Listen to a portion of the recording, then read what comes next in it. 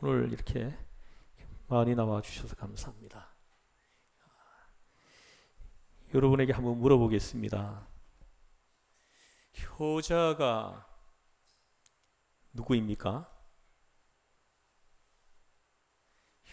우리는 효자가 누구냐, 어떤 사람이냐, 이런 이야기를 많이 하는데 여러분에게 한번 여쭤보고 싶습니다. 효자가 누구입니까? 근데 왜 부모님 말씀을 잘 듣는 거, 근데 왜 아무런 대답이 없습니까?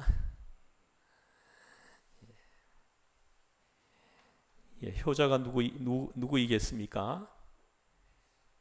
저는 이렇게 생각합니다. 그 부모님의 마음에 관심을 두고 사는 사람이다. 저는 그렇게 효자를 정의합니다. 부모님이 기뻐하는 것, 이걸 생각하는 것이 바로 효의 근본이기 때문인 것입니다. 그 빌립보서 2장 13절 좀 띄워주세요. 빌립보서 2장 13절에 보면 너희 안에서 행하시는 이는 하나님이시니 자기의 기쁘신 뜻을 위하여 너희에게 소원을 두고 행하게 하시나니. 아멘. 말씀이 선포되면 아멘 하고 이렇게 응답하시기를 권면합니다. 그러면 더욱 큰 은혜가 함께 합니다.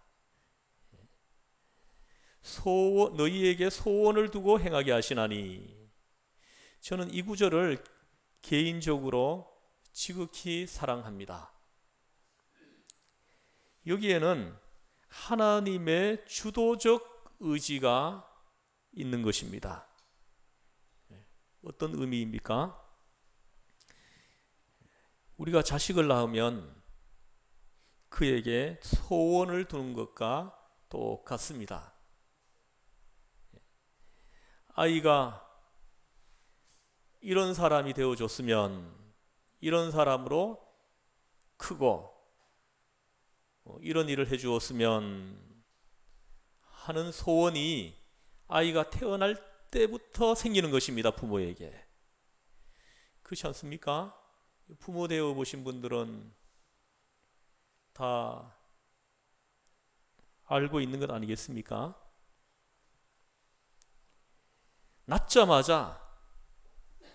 낳는 그 순간 벌써 소원이 생기는 것입니다.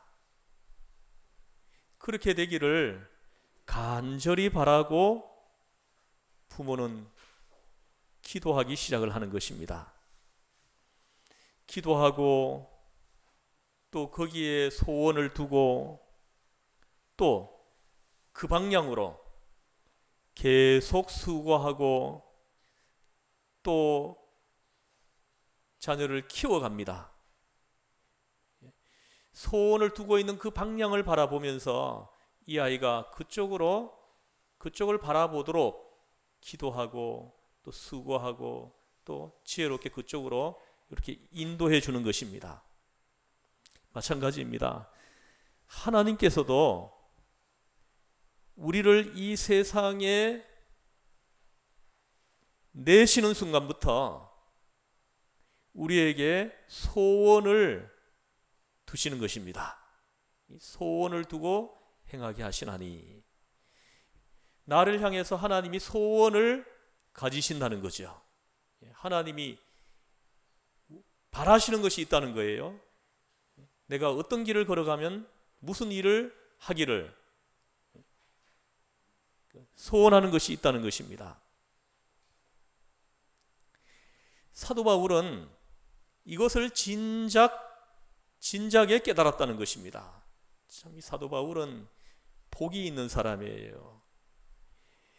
이걸 깨닫고 살아간다는 것은 큰 은혜이고 축복입니다. 여러분은 어떻습니까? 하나님께서 나를 향해서 가지고 있는 그 소원, 그 소원을 여러분들이 캐치하고 있습니까? 그걸 깨닫고 있습니까?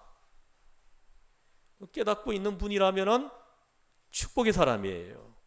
왜냐하면 그 길 가면 되니까.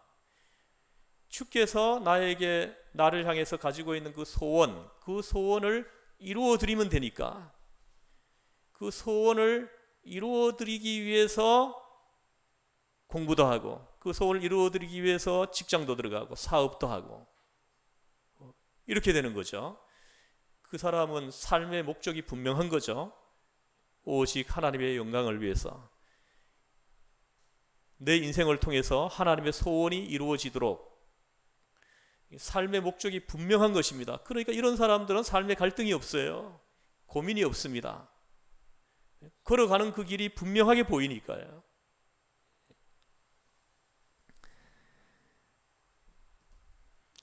사도 바울은 이것을 깨닫고 있었다는 거죠. 나를 향하신 하나님의 소원, 나를 향하신 하나님의 그 뜻이 무엇인지 이걸 정확하게 캐치하고 그걸 바라보면서 그쪽으로 쭉 갔다는 거죠. 그래서 사도 바울은 그 허튼 시간이 없어요. 그 인생길 걸어갈 때 낭비하는 시간이 없다는 거죠. 걸어가야 할 길이 보이니까요. 그냥 그 길로 쭉 가니까요. 방황하지 않는 거죠. 대개가 방황하고 인생을 고민하고 갈등하는 사람들은 이것을 인식하지 못하기 때문이라는 거죠. 나를 향하신 하나님의 그 소원이 무엇인지 이걸 깨닫지 못하고 있기 때문이라는 것입니다. 아예 그 부분에 대해서 생각을 하지 않고 사는 사람들이기 때문에 일어나는 일이죠. 그래서 심지어는 자살까지 가는 것입니다. 지금 지난주에도 보니까 뭐 이렇게 한 아이 9살 된 아이가 뭐 계부와 친모에게 그 받은 그 상처, 제가 그 기사를 읽으면서 눈물이 나와서 주체할 수가 없었어요. 그 9살 아이를 목에다 목줄을 묶어 놓고 쇠사슬로 베란다 난간에다 묶어 놨다는 거예요. 화장실 갈 때 설거지 할 때만 풀어줬대요. 여러분 그 기사를 읽으면서도 눈물이 안 나옵니까? 근데 목줄을 안 묶어 놓았을 때가 잠깐 있었다는 거예요. 그 틈을 타가지고 베란다를 통해 가지고 옆집으로 도망갔다는 거예요. 9살짜리가. 근데 옆집이 사람이 사는 주택이 아니고 오피스텔 비슷한 그런 집이었다 그래요. 사무실용으로 쓰는 그런 집이었다 그러더라고요. 한 사람이 출근을 해보니까 뭐 탁자 위에 뭐 컵라면하고 뭐하고 뭐 먹을 것을 쭉 있더라는 거예요. 그래서 어제 일하는 사람들이 늦게까지 일하면서 간식으로 먹겠구나 생각을 했는데, 화장실을 잠깐 들어갔다가 나왔는데 조금 화장실 가기 전까지만 해도 컵라면 하나가 하고 탁자 위에 있었는데 들어갔다 나와 보니까 컵라면이 없어졌어요. 그래서 인기척을 느낀 거죠. 그 집안에 누군가가 숨어 있구나 생각을 하고 경찰에 신고를 했다는 거죠. 근데 그 아이가 그 도망가는 도중에서도 그 컵라면을 들고 도망을 갔다는 거예요. 들고 그 집을 빠져나왔다는 거죠. 그래 뒷산으로 해가지고 뭐 2.5km 되는 그 거리를 그 아이가 산을 헤매면서 걸어갔다는 거예요. 그런데 어떻게 산을 내려올 때 그 한 아주머니를 만나서 그 아주머니가 한눈에 봐도 이거 이상한 아이여서 그 아이를 편의점에 데려가서 맡겨놓고 또 신고를 했다 그래요. 이런 아이가 있다고. 그 사이에 경찰이 오는 동안에 그 아이가 그 편의점에서 35,000원어치인가 먹었대요. 35,000원어치인가. 그리고 계속 먹더라는 거예요. 마음이 아파서 견딜 수가 없습니다.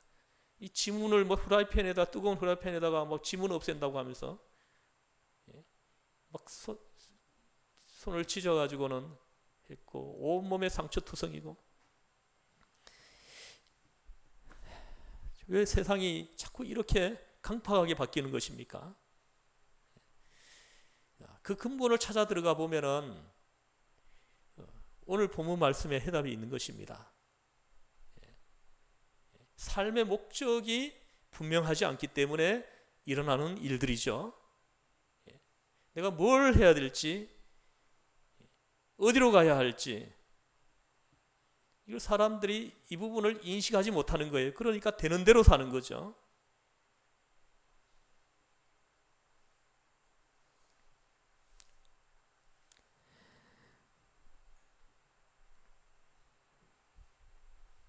성도 여러분,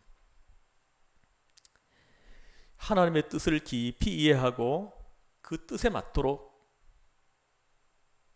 우리는 인생을 살아가야 할 것입니다.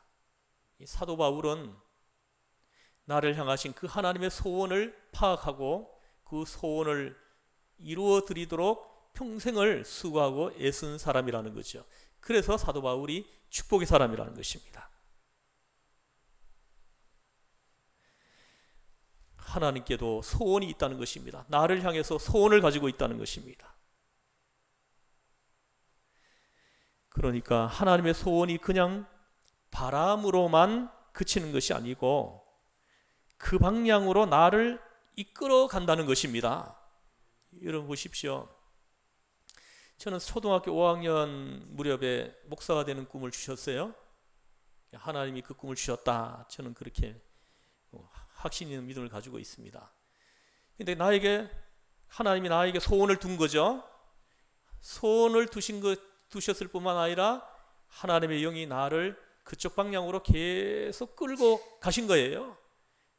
그래서 고향에서 빼내시고, 그리고 탄광에 들어가서 탄을 캘 때도, 원양어선을 타고 돌아다닐 때도, 내 마음 한쪽 구석에는 계속 하나님의 영이 나를 자꾸 터치하는 것이 있는 거예요.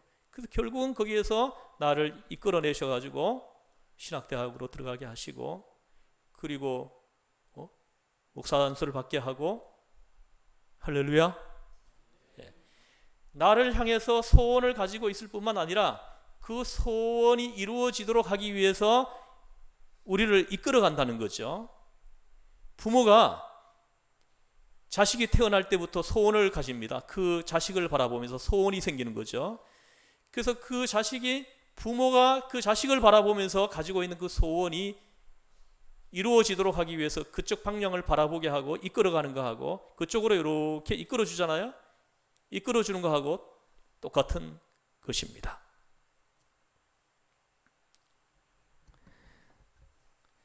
그렇게 되도록, 그 소원이 이루어지도록, 그 의지가 현실로 나타나도록 그렇게 하나님께서 역사하신다는 것입니다.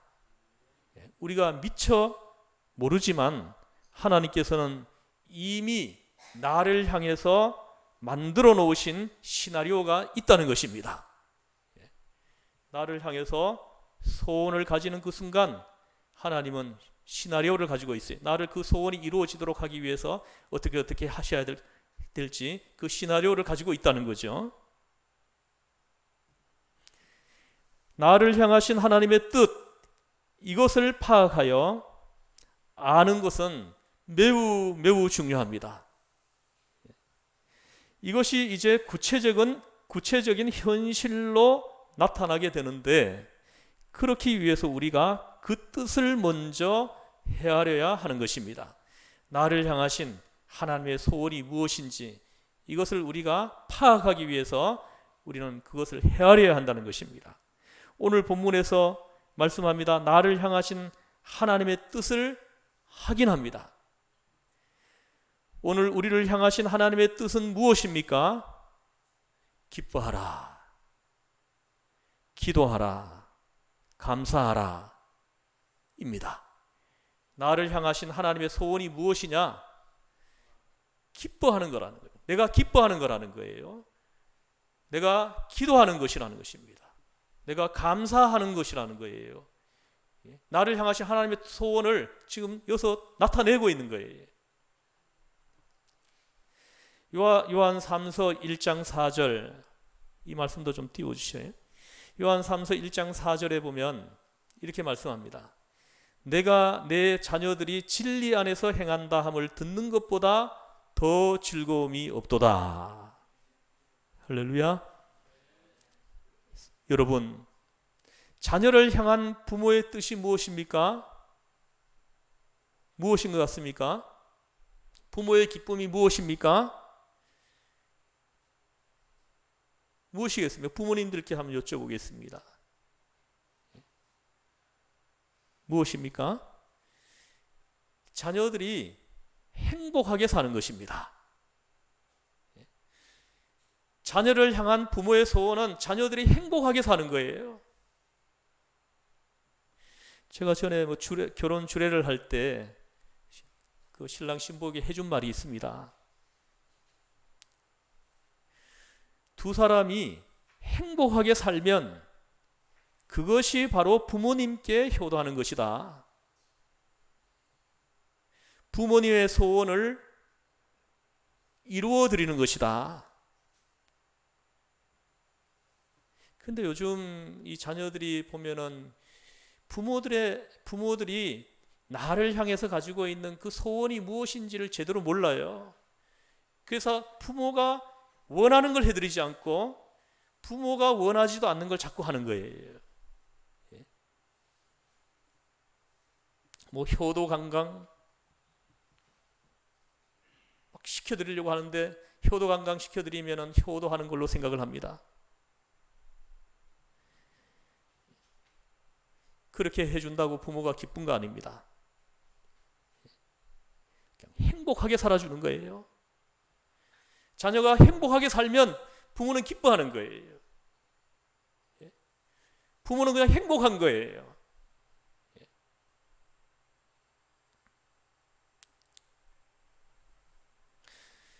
자녀가 잘 못 살아보세요. 불행해져 보세요. 부모 눈에는 피눈물이 나는 것입니다. 형편이 어려우면 용돈 안 주셔도 돼요. 행복하게 살면 돼요. 그럼 부모는 기쁜 거예요.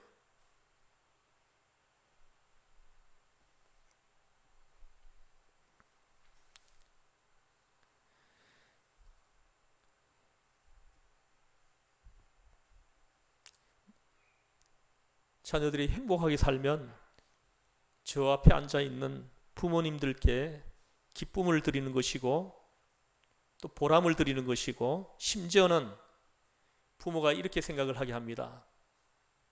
나는 내 인생을 헛되이 살지 않았다 하게 할 수도 있는 것입니다. 내가 기뻐하는 것, 내가 행복하게 사는 것이 바로 부모님께 효도하는 것입니다. 그와 같이 우리가 기뻐하고 기도하고 감사하고 이것은 하나님을 기쁘시게 하는 것입니다. 우리가 매일매일 원망만 해보세요. 그 원망을 듣는 하나님은 얼마나 불편하시겠어요? 우리를 그대로 내버려 두셨으면 우리 죄로 말미암아 우리 영혼이 멸망받아서 지옥불에 떨어질 텐데 그런 나를 사랑하셔서 아들을 보내주시고 그 아들을 십자가에 못 박아 피 흘려 죽이시기까지 나를 사랑해 주셨어요. 사랑해 주셨을 뿐만 아니라 나를 향해서 소원을 가지고 있다는 거죠.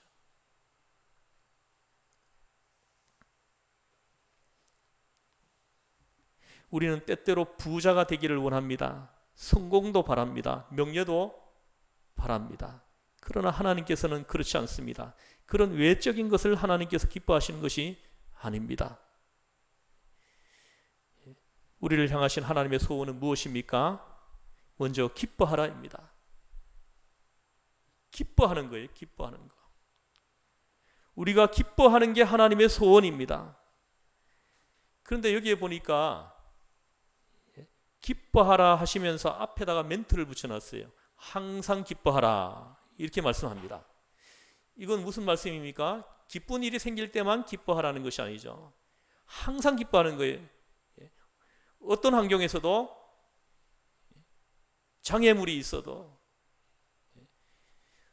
세상 사람들이 볼 때는 기뻐할 수 없는 그런 사안 앞에서도 기뻐하라는 거죠. 나를 향하신 하나님의 소원이 그것이라는 거예요. 우리 그리스도인들이 여기까지 와야 되는 거예요. 그래야 그 사람이 그리스도인입니다. 교회를 다닌다고 그리스도인이 아닙니다.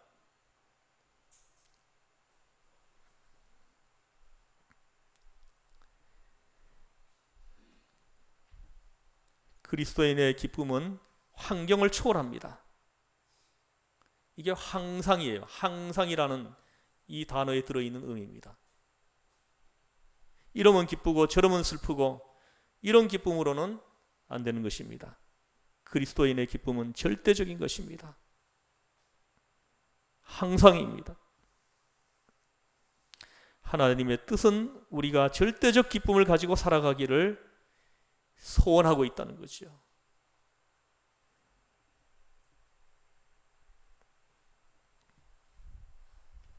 여러분, 예수 잘 믿는 사람이 누구이겠습니까? 예수 잘 믿는 사람이 누구입니까? 좀 대답 좀 해보세요. 이미 설교 중에 힌트가 많이 나갔는데요. 누가 예수 잘 믿는 사람입니까? 죄송하지만 기도 많이 하는 사람이 아닙니다. 봉사 많이 하는 사람이 아닙니다. 웃는 사람입니다. 기뻐하는 사람입니다. 밝은 얼굴입니다. 가장 밝은 얼굴, 가장 행복한 마음, 바로 이런 사람이 예수님을 잘 믿는 사람이라는 거죠. 항상 기뻐하라. 왜입니까? 나를 향하신 하나님의 뜻이에요. 나를 향하신 하나님의 소원입니다. 하나님의 소원이 기뻐하는 거라는 것입니다. 두 번째는 기도하라입니다. 여러분이 기도하시지만 한번 생각해 보십시오. 기도라는 것이 그리 쉽지 않습니다.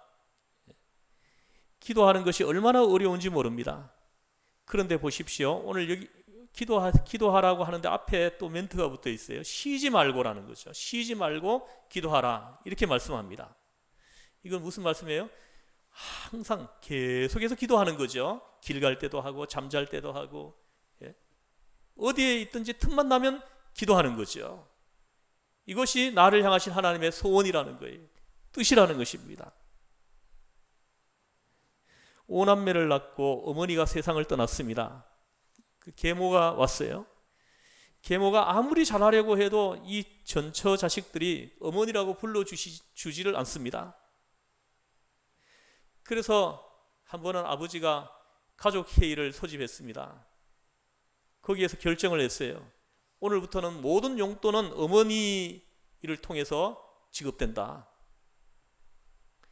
그리고 어머니라고 부르지 않으면 절대로 양말도 안 주고 손수건도 안 주고 옷도 안 준다 하고 선포를 했습니다. 그렇게 가정규칙을 새로 만들었습니다. 그랬더니 전에는 와서 옆구리 쿡 찌르면서 양말 하던 아이들이 이제는 어머니 합니다. 용돈 받으려고.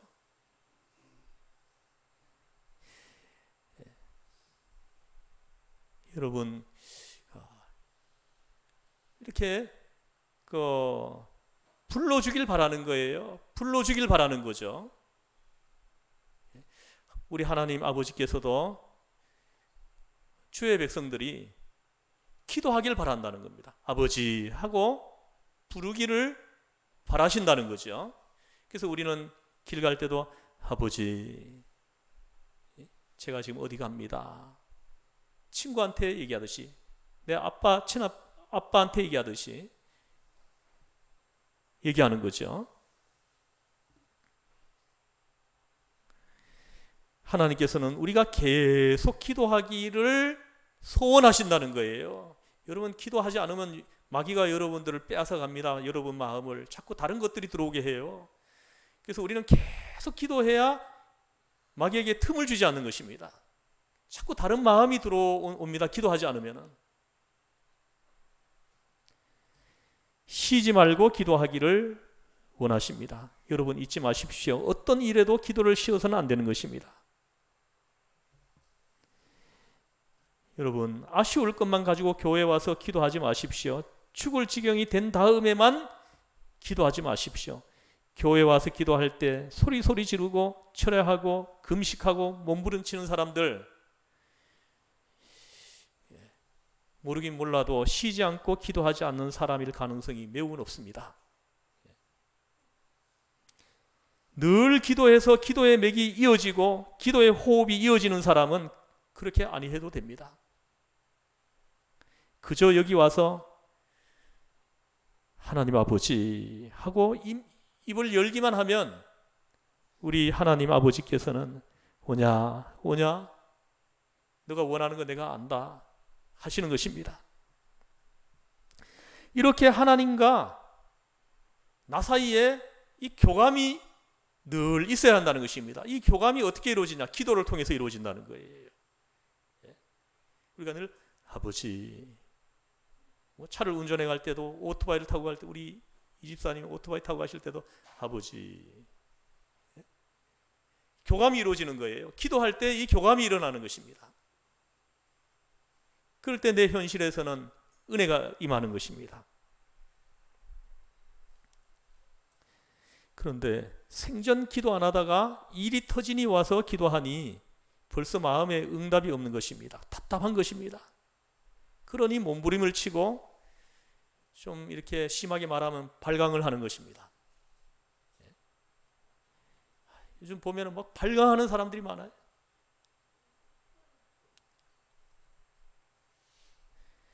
그래서 주님 말씀하십니다. 쉬지 말고 기도하라.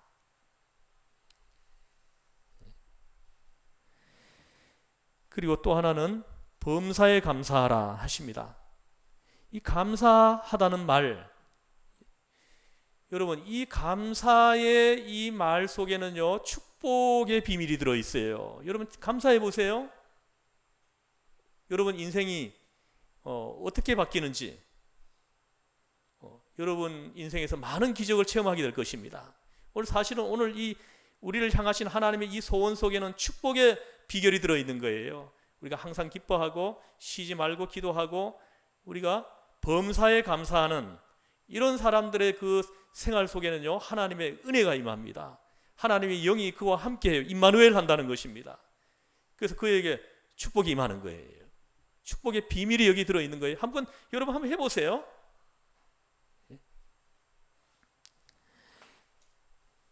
어느 날 한 부인이 남편이 예수 안 믿고 맨날 술만 먹습니다. 그것 때문에 늘 마음고생하고 몸도 상하여 있었습니다. 그래서 마음속에는 언제 이혼하느냐 이 생각만 하면서 살고 있는 거예요. 어느 날 남편이 또 만취해가지고 집에 돌아왔는데요, 어지러운 걸 다 치우고 뉘었는데 그 옆에서 잠자리 기도를 하려고 하니까 신세 타령이 나오는 것입니다. 하나님 아버지, 어쩌다 내 결혼 생활이 이 모양입니까? 내가 술 시중이나 하려고 세상에 태어났습니까? 언제까지 이 짓을 해야 됩니까? 남들처럼 다정하게 살지는 못하더라도 날마다 이게 뭡니까? 원망을 하고 신세 타령을 하다가 보니 그냥 눈물이 줄줄 흘러내렸습니다. 근데 그 순간 성령이 감동을 합니다. 지난 주일 예배 드릴 때 설교 들은 내용이 떠오르는 거예요. 설교 들을 때 감사함으로 하나님께 아뢰라 하고 말씀하시는 그 설교가 떠올려지는 거예요. 감사해야 기도 들으신다고 하는데 원망만 하면 안 된다고 했는데 하나님의 성령이 감동을 하니까 설교 들은 것이 막 떠올려지는 거예요. 그래서 생각을 바꾸었습니다. 감사를 해보아야 되겠다. 그런데 아무리 생각을 해도 감사할 거리가 없는 거예요. 생각이 안 나는 것입니다. 그래서 뭐라고 했는지 아십니까? 하나님 아버지, 감사할 일은 없지만 좌우지간 감사합니다. 그냥 좌우지간 감사합니다. 좌우지간 감사합니다. 이렇게만 했다는 거예요.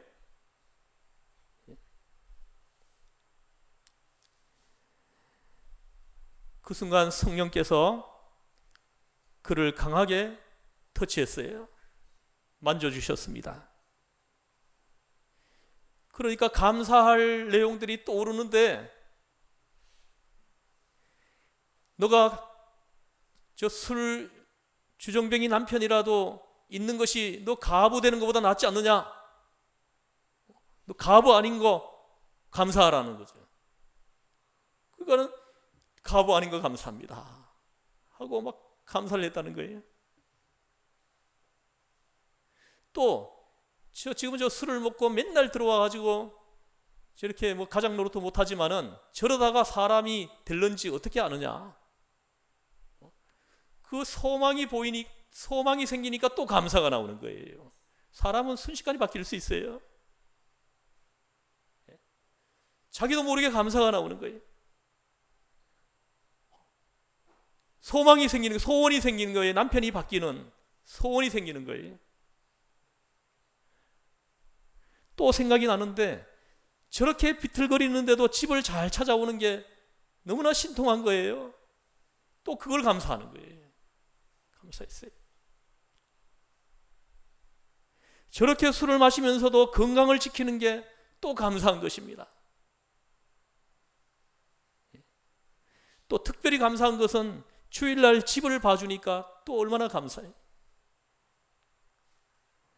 감사할 게 뭐 계속 떠오르는 거예요. 그러니까 이 감사를 하다 보니까 얼굴빛이 점점 바뀝니다. 환하게 밝아지는 거예요.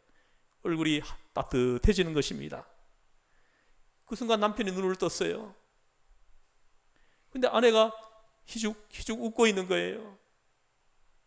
그래서 왜 웃어? 이랬단 말입니다. 그때 아내는 감사할 일이 많아서 그래요. 너무 행복해서 그래요. 하고 말을 합니다. 그랬더니 남편이 쓸데없는 소리 하지 마라. 아니에요. 들어보세요. 하면서 구체적으로 자기가 감사한 걸 남편한테 하나하나 들려준 거예요. 그때 남편이 누워서 듣고는 하는 말이 뭔지 아십니까? 걱정하지 마. 내가 예수 믿어줄게. 이러더랍니다. 예수 믿어주겠대요. 그렇게 많은 세월 동안, 그 긴 세월 동안 그렇게 요구해도 들어주지 않던 사람이 감사했더니 기도 응답이 그 자리에서 온 거예요.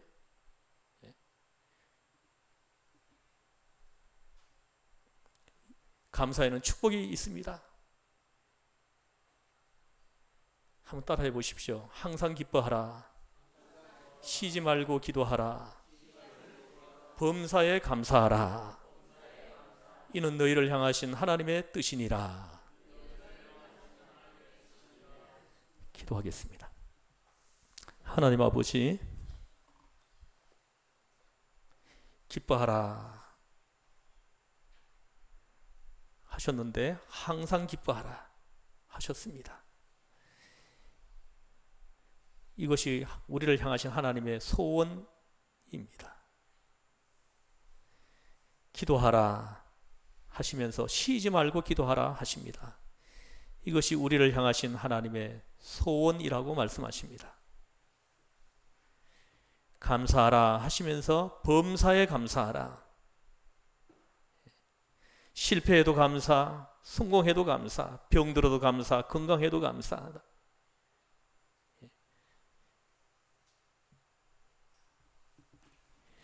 이것이 나를 향하신 하나님의 소원이라고 말씀하십니다. 하나님, 우리가 믿음의 길을 걸어가면서 일상생활 속에서 이 하나님의 소원이 우리의 삶을 통해서 이루어지게 하여 주옵소서. 하나님의 소원을 이루어드리는 우리 모두가 되게 하여 주옵소서. 우리를 죄에서 구원하신 예수님의 이름으로 기도드리옵나이다. 아멘.